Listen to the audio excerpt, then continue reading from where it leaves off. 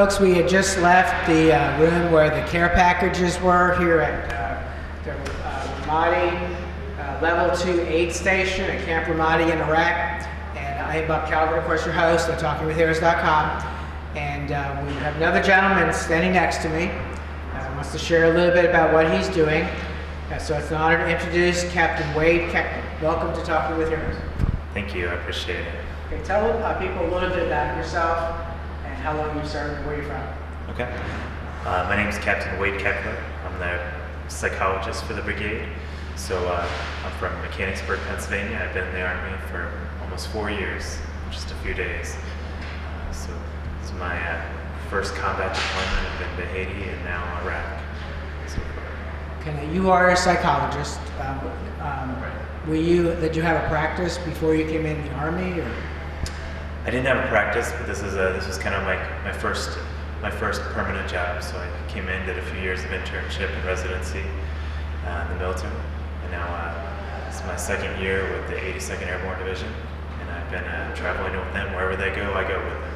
Okay, what do you just kind of share with us a little bit about what you do? The biggest thing, what you would think of what a psychologist does, I do counseling. So I'm always checking up on our troops, and then when guys are going through a hard time, I'm the one there that's trying to help them through that, try to get back on as quickly as we can to their job. What are some of the things that they go through with your counsel? Yeah, a lot of the same things that we see back home. The biggest things are depression, kind of anxiety and worry, and relationship problems, but then we also see a lot of combat-specific stuff, like people see back in the States, PTSD, TBI symptoms. That's definitely something that still goes on here, even though the combat's getting a little bit lower. It's still combat zone, it's still high risk, and we still see guys that encounter things, and we still unfortunately have some loss of lives and some significant injuries every once in a while. Okay. We were in the room a little while ago with the care packages.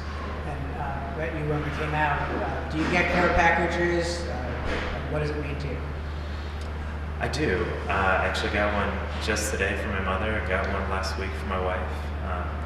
In one sense, I always joke with my wife, I don't really need anything. We are well taken care of as far as basic needs. But then when you get a care package, you realize all the stuff that you don't have. And it just, a lot of little things that really can make your day, just like the little snacks or the pictures or the magazines that just aren't here. We're definitely have everything that we really need on a basic level, but it just really makes a big difference for morale. Okay. Just from your experiences, what can people back home do to make care packages, letters, but to make things easier for the people serving here? Maybe people in your family or a church they're a part of. Well, I think there's a lot that people can do. The biggest thing is, when they see a soldier, when they have access to a soldier's family, just being supportive, saying thank you, and especially with families, that's probably one of the hardest things. Soldiers out here, we're almost portrayed as heroes sometimes, and the families back home. The First Lady right now is trying to really emphasize that. I think that's a really important factor. Families back home probably have it harder than we do have most of the time.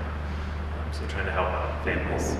If a mom that doesn't have her husband there, could use a break from the kids one night, just helping for a few hours. Anything like that is a huge deal. And offer to cut their lawn, or just say thank you, right, for their service, because you're right, they're serving. Right.